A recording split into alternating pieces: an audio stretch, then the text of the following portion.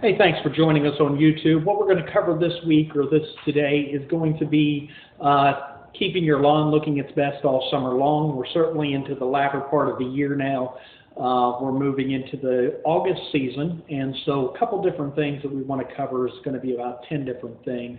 The first thing is always the mower height.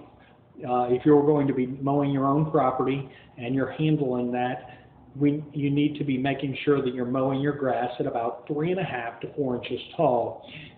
The reason for this is it actually causes your grass to look greener, to actually hold in some of the moisture, actually prevents so much of the moisture from being evaporated because the actual leaf of the plant or the blade of the plant, which is the grass, gives shade to the root system, which is real beneficial. I know when you go past a commercial property and you see the grass, two different colors it looks like. It looks like it's a darker and a lighter color, or green and white.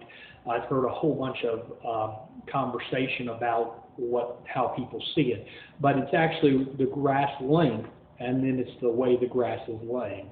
So if the grass is laying away from you, the blades are pointing away from you, then it looks white, and if they're pointing towards you, it looks darker. So that's the reason the commercial mowers, they strike such a large section that they actually push the grass, and it actually causes the blade to kind of roll that away just a little bit. So 3.5 to 4 inches is the ideal height we would like to cut our grass at. Watering, certainly watering properly, and we always say water either in the AM, right around before the sun actually peaks for the morning, or water right after the sun goes down in the evening. Either of those times for your area are great, and we recommend that.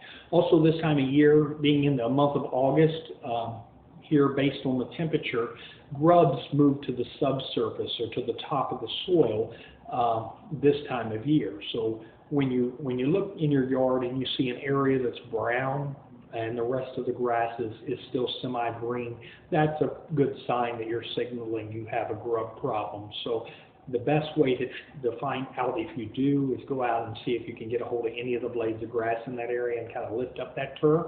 If it won't do that, you might get a flat shovel, go out, just step it down 1 or 2 inches into the ground, and then just kind of scoop that sod off, as it were. If you lay it back, you see grubs, then that's what you got. That can be treated this time of year, and this is really the only time of year that we would want to treat for grubs, due to the fact that they actually go back down into the ground over the winter months, and they won't make it back to the surface until next year this time. So they'll be up at the surface for about 6 weeks, and then they'll start making their way back as the weather starts cooling down. And then one of the other things is if you have a pet on your property, cleaning up after your pet is extremely critical at any time, but at this time of the year when it's extremely dry, it could cause the grass to burn out in that area. A lot of times animals, or dogs in particular, like to pee in the same place.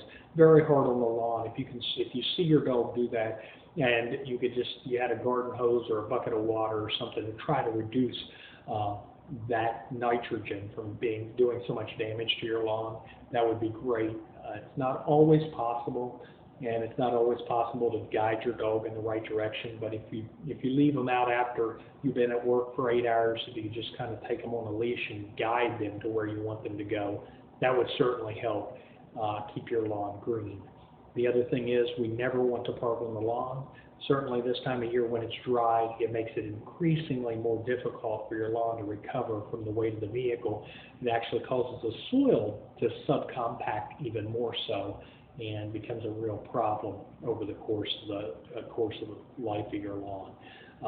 Sharpen your mower blades, critical this time of year so we don't tear what grass we do have, if you could do that. And then let the clippings lie. A lot of people like to bag up their clippings, but it's kind of back to the same part of what we were talking about originally, it gives shade to the roots. The same as keeping the grass height, a decent height, by keeping clippings on your lawn. It actually gives a little bit of a mulch base to your lawn so that the moisture is held into your ground when it does rain. and then fertilize warm season grasses. Not really a big fan of that mindset or thought that we want to fertilize this time of year. If you're doing everything else 110% right, we support that. But if not, we'd like for you to hold off just a little bit later. Certainly welcome if you're going to put down a weed and feed or something like that with a little fertilizer in it. Not a big deal, but to just strictly fertilize, not recommended on this side of the table. Certainly a lawn care company that provided strictly chemical treatments would say it was okay, but at this point we wouldn't want to support that decision. If you have any questions, you can certainly reach out for us.